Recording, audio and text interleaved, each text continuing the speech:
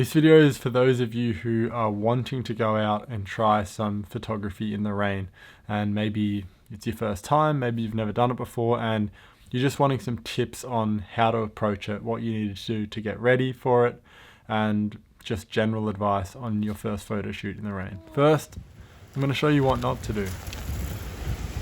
Bruh. Oh, if you guys can see me right now, you'd be f***ing laughing. I'm literally in my basketball shorts and a black t-shirt just getting soaked. But it's f***ing so worth it. Damn, these shots are sick. I think that's the camera. I think the camera just died. Oh god. Alright, well there you have it. How to break your Sony A7R Mark IV. It started raining and I got so excited and I just wanted to go out and shoot, but I forgot to bring an umbrella with me. I didn't even have a raincoat on. I just literally brought my camera out into the rain, and usually it would be fine to go out and do this, but when it's raining this much, don't do this. If it's raining a lot, like if it's absolutely bucketing down, you're going to need a couple of things to prepare. So first of all, you're going to need to prepare your camera. What I like to do, just a classic old plastic bag method, find any old plastic bag you have, and then make sure it obviously covers the size of your camera and your lens, and then just rip a little hole in it, put your lens through that, and then I taped it on this time just to secure it on, but you can also use something like an elastic band. Although most new cameras are weather sealed, if it's bucketing, man, if it's just raining so hard, it's not waterproof, it's only weather sealed, so there's only so much that it can stop the rain from getting in. So I would recommend having the plastic bag method so your camera does not get wet. Now when it comes down to protecting yourself from the rain, you can either go for the raincoat method or the umbrella method. I prefer the umbrella because I just like the feeling of being inside an umbrella. Like, it feels cozy and you're protected from the rain and you can just really focus on taking the photos. Whereas sometimes when I've just got a raincoat on, I feel like there's just too much going on and I'm like worried about my camera getting wet and all this sort of stuff. Now that your equipment is ready to go out and shoot with, what are you actually going to shoot? This is the next part. We're going to talk about the mindset you need and what you're going to be looking out for when you're shooting in the rain.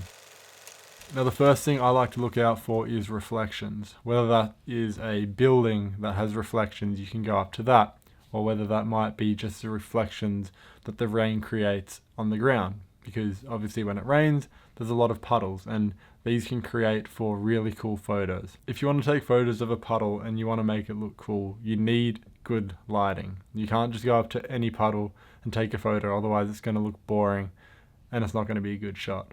So what I did here was I made sure that I found a red neon sign, and I knew that that reflection, once it hit that puddle, would reflect back into my lens, and that would create a cool looking shot. Also, having the lighting enables the water to reflect off it, and you can actually see the details of the drops of water. Otherwise, it kind of just all gets blended into one dark, mushy puddle, and you don't want that. You want the good neon light puddle, not the mushy puddle. Another thing I love to shoot, and this is probably my favorite part about rain photography, is the umbrellas.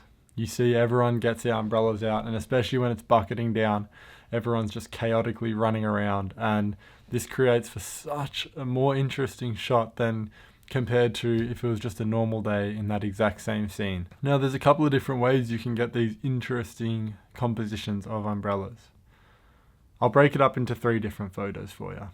First of all, there's just the photo of someone walking, whether this be down an alleyway.